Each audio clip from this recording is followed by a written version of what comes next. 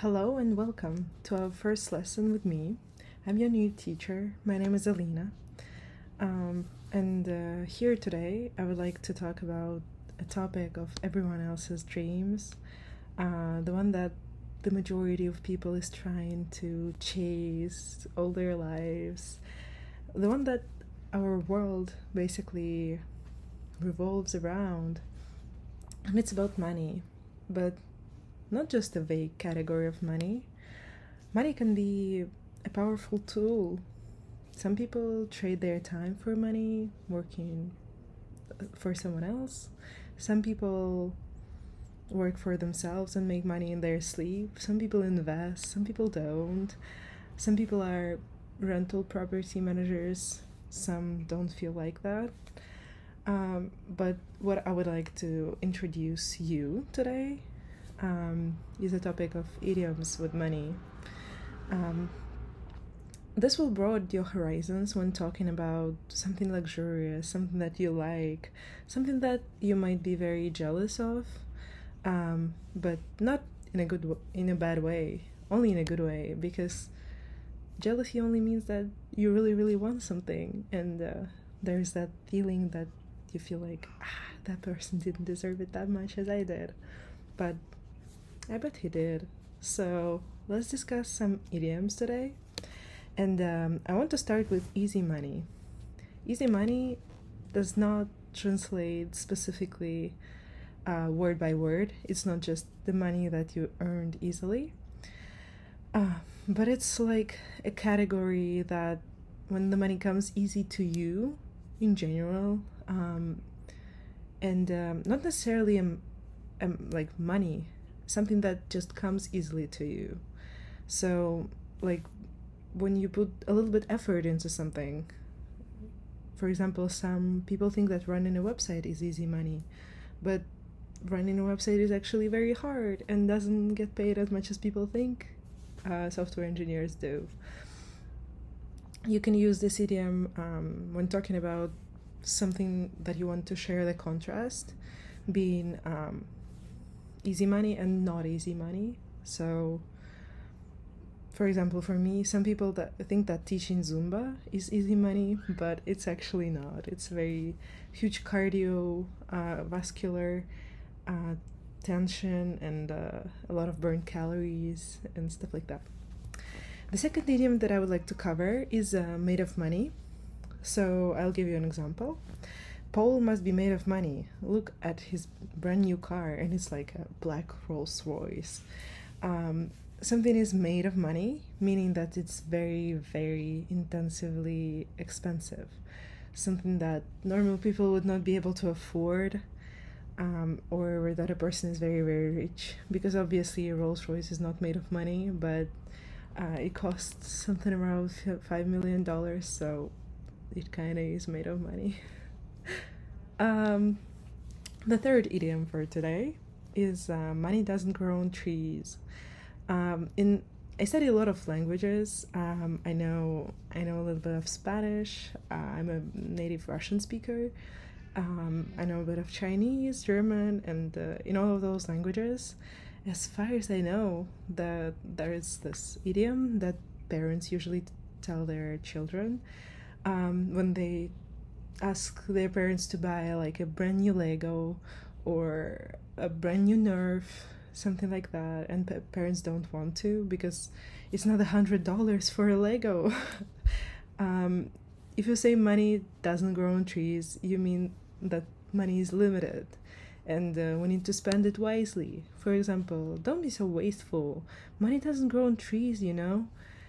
It's to all of the shopaholics who like to overspend a bit, live a little bit beyond their means, and stuff like that.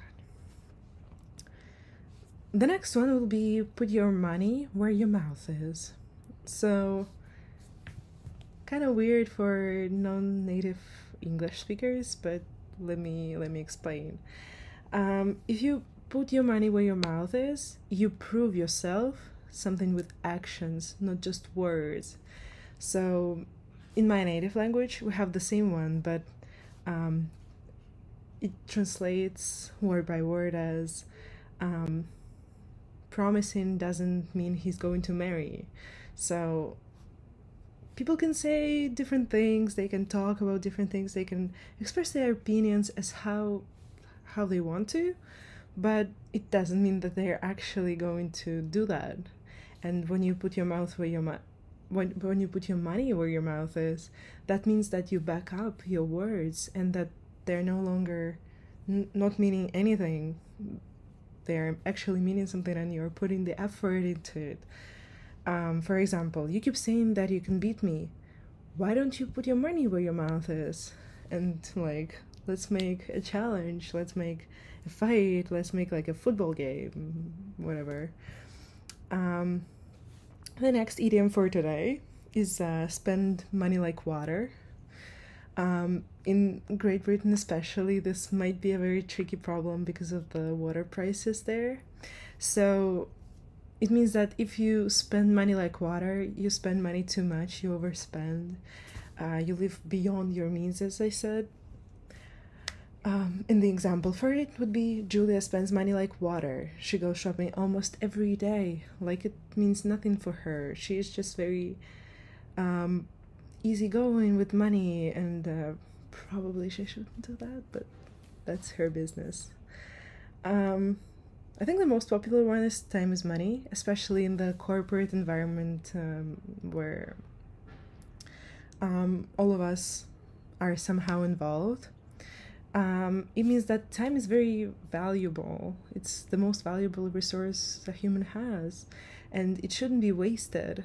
So, not necessarily money-wise, not necessarily that you get paid for that time, but just the time that you could spend with your relatives, with your loved ones, with your partner, with your kids, doing something you like, going surfing, going snowboarding, and you don't want to waste your time on something that you just don't like, something that is not worth it. For example, it's much quicker for you to take the plane. Time is money. Like, don't waste your time going by car. You'll waste a lot of money on gas, and if you take the plane, it's just going to take you around 2 hours to get somewhere. The next one is throw money around, which basically speaks for itself, but I'll explain. If you throw money around, you spend it on unnecessary things. You don't necessarily overspend, but why did you need a bread maker if you cannot really cook? The government is throwing a lot of money around. People think they should economize more. So maybe somebody is investing in something that people don't approve of, or someone just bought a new dress and they have 50 more dresses in their closet. Who knows? Let's see.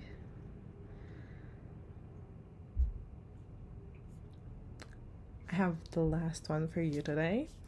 It's see the color of someone's money. This is a little bit more advanced and a little bit more fancy, but if you use it to talk to someone, you will feel very confident in yourself later on in the discussion. So to make sure that someone will pay for something before you give it to him or her.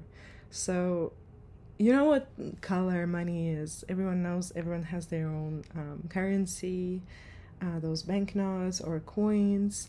So you don't need to see the color of the money, but what it means is that you actually need to see the money because you don't really trust that person, and you need a special source of validation that you'll get paid for the product that you're giving or service that you're providing. So I personally am studying Spanish on Italki, and Italki makes people see the color of the payer's money, because as a platform it borrows the money from a person who is a learner, and after the lesson finishes, it gives it either back because the lesson never started, or if it actually finished and it's a success, it gives it to the teacher.